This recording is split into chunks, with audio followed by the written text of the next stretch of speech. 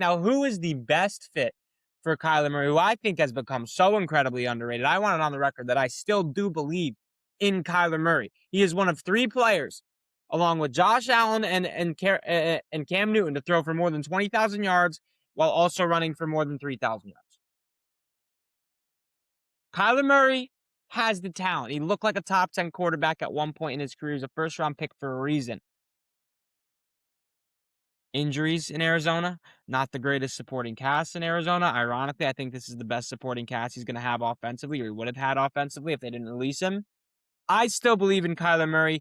He's going to be very, very cheap, which I think is very advantageous to a few teams. Number one, the Pittsburgh Steelers. Steelers need a quarterback.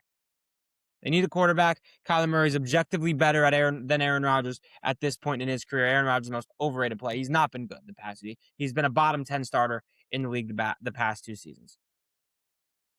The Minnesota Vikings. Kyler Murray on the Minnesota Vikings, I legitimately think makes them a Super Bowl contender. I'm not kidding. Kevin O'Connell, Kyler Murray system. They need a running back. The offensive line is old, can't really stay that healthy. Maybe they draft a tackle. Maybe they bring in an Isaac Seumalo. Maybe they bring in a guy in free agency. Get some depth on that offensive line. But Jordan Addison, TJ Hawkinson, Justin Jefferson, with Kyler Murray slinging them the rock, and a Kevin O'Connell offense with the Brian Flores defense behind it. Kyler Murray on the Vikings makes them a Super Bowl contender if Kyler Murray stays healthy and if he likes football, which is also 2 big ifs. The New York Jets. Kyler Murray to the Jets, I think makes a lot of sense, honestly.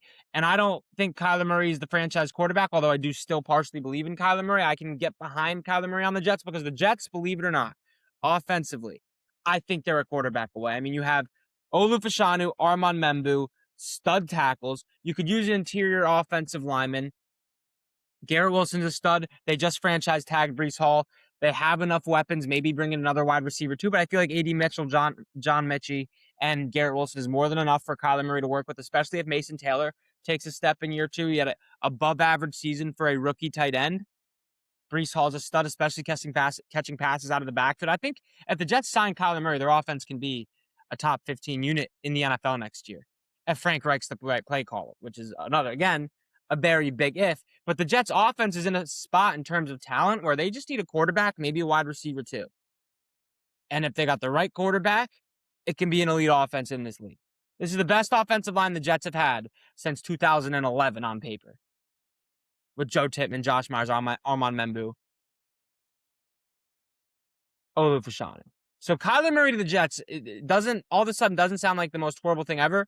And you could put together enough cool highlights of a good edit and make a good edit of Kyler Murray where I could get behind him on the Jets. Some other good fits for Kyler. The Steelers, the Vikings, the Jets make a lot of sense. I thought Arizona should have just kept him because even if he stunk next year and the Cardinals stunk, this next quarterback class is so disgusting. I've been watching a lot of these receivers that are coming in the draft, so like your Jordan Tysons, your Carnell Tates, your Mekhi Lemons. And let me tell you, Sam Levitt's a fucking baller. Dante Moore's a fucking baller. Julian Sain's a fucking baller. Jordan Mailata with one more year. He has a lot to fix between the years. He makes a lot of dumb decisions, but he also put a lot of really impressive throws on tape. That's not even talking about Arch Manning. Maybe even a Marcel Reed, who I still believe in. Another guy with a lot of things to fix between the ears, needs to improve his accuracy. Who knows? Dylan Raiola. He'll probably stay another year at Oregon. He probably won't enter the draft next year. The kid from Cal. Like, next year's QB class is going to be so fucking dirty that why not just keep Kyler if you're Arizona? And you can just wait. And if he stinks, and you're drafting in the top 10. And if he doesn't stink, great, he doesn't stink. That's why I think the Jets bringing him in would be advantageous to the Jets, because if Kyler stinks, well, you own the first round next year anyway. If you're not in a top 5, top 6 spot, you have the ammunition to move up and go get your franchise quarterback. Or if you're the Steelers, if Kyler Murray stinks, then you're in a position next year where you can draft a franchise quarterback, and the Steelers desperately need a franchise quarterback. If you're the Vikings, if Kyler Murray stinks, you still probably win 7 or 8 games because your roster is that good. But the Jets and the Steelers roster is not that good, especially, well, I don't want to say especially the Steelers, but the Steelers roster is aging. At least the Jets roster stinks, but on offense, all the good pieces are young. What's another good fit? What's a QB needy team? Miami, Kyler to Miami could be a shout for sure. I feel like Malik Willis is penciled in Miami as well, but I don't know. I think it's a really interesting. You see a guy like Kyler Murray who felt like he was going to be a franchise guy. Like he deserved the contract he got. Like the stuff he put on film, he deserved the contract he got. Number 1 overall pick, playing at a really, really high level, but then he just fell off a cliff after the injuries, was never the same player. Didn't help him too much with a supporting cast in Arizona, but still. I think it's an interesting case here with Kyler Murray. I think he's definitely one